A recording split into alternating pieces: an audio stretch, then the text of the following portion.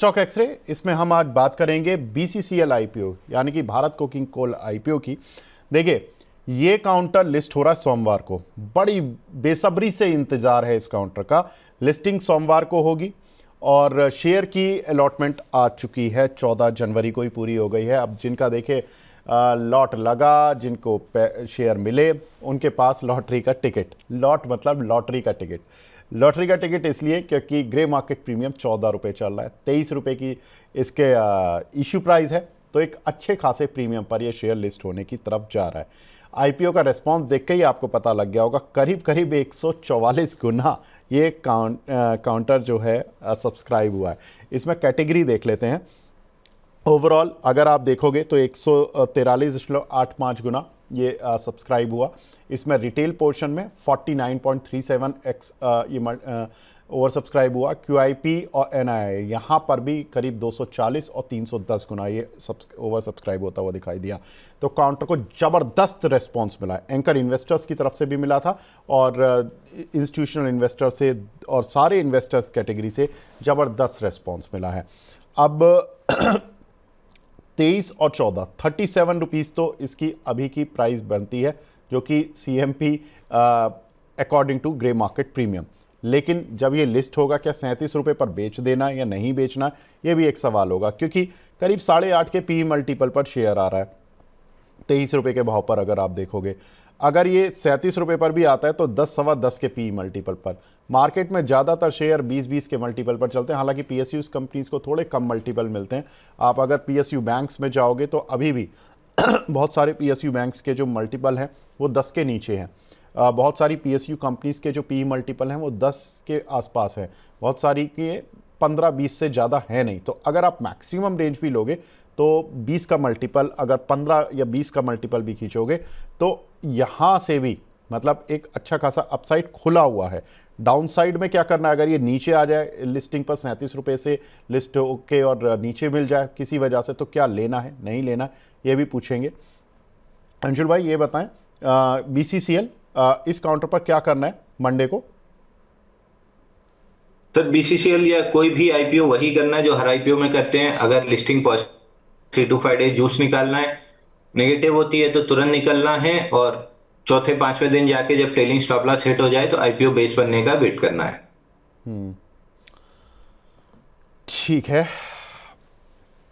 अब यहाँ पर अंशुल भाई अगर एक चीज़ देखिए, अगर ये 37 के ऊपर जाता है, 10 का PE मल्टीपल होगा उस समय पर, जब ये 37 के ऊपर निकलेगा तो 10 का PE मल्टीपल होगा।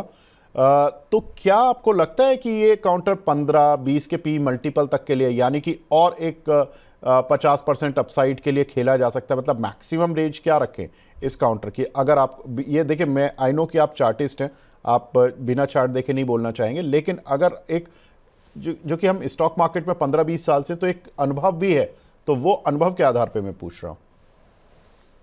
तो देखिए, होगा क्या, ये तो लिस्टिंग होने के बाद ही पता चलेगी। तो जैसे जैसे चीजें अनफोल्ड होती जाएंगी आपको उस हिसाब से एडजस्ट करना पड़ेगा।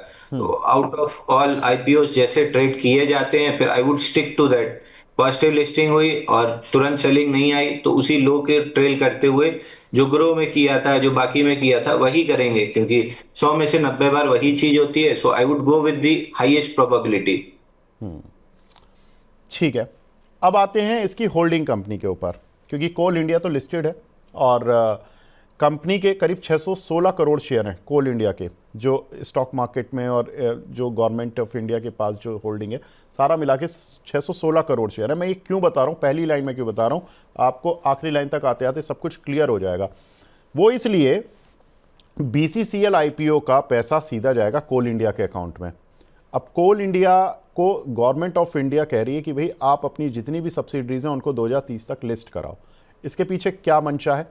2 मंशा हो सकती हैं। एक कि फटाफट से अच्छी वैल्यू पर लिस्ट कराओ सारे शेयर, और उनसे जो वैल्यू अनलॉकिंग का पैसा आएगा वो हमें डिविडेंड के तौर पर दे दो। अब अगर डिविडेंड गवर्नमेंट को मिलेगा, जिसका 63% होल्डिंग है इस कंपनी में, तो बाकी 37% इन्वेस्टर्स को भी मिलेगा डिविडेंड, क्योंकि डिविडेंड तो सभी के लिए मिलेगा। तो अगर इस कंपनी में डिविडेंड आता है, और जो रहा है, इसकी डिविडेंड की हिस्ट्री भी रही है, और जनवरी में भी पिछली साल इन्होंने 5.5 रुपये का डिविडेंड दिया था, करीब 5 रुपये 60 पैसे का।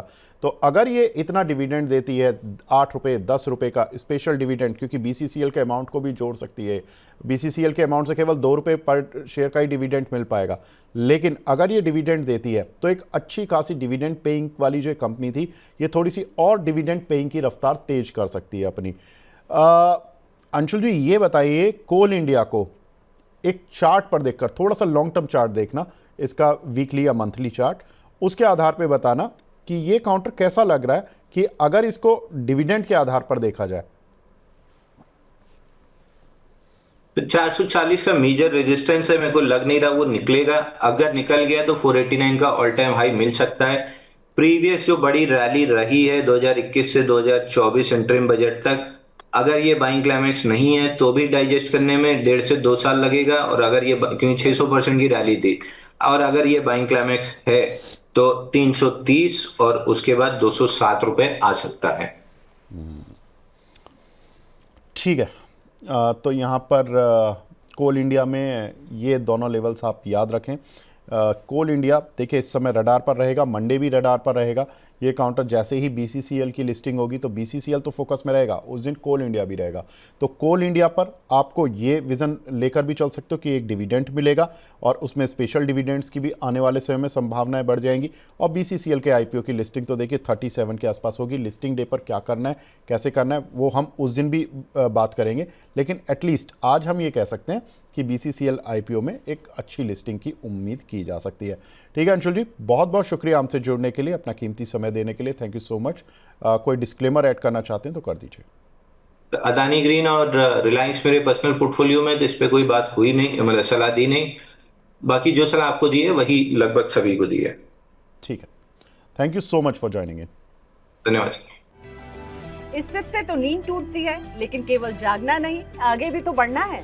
उसके लिए चाहिए एक और सिप। हर महीने छोटी छोटी रकम की इंस्टॉलमेंट यानी सिस्टमैटिक इन्वेस्टमेंट प्लान से शुरू कीजिए निवेश। लेकिन पैसे बढ़ाने वाली कौन सी सिप आपके लिए रहेगी अच्छी? म्यूचुअल फंड सिप से जुड़े हर सवाल का जवाब, मेरी सिप मेरा सवाल। सोमवार से शुक्रवार 4 बजे मिलेंगे हम सिर्फ मनी 9 पर।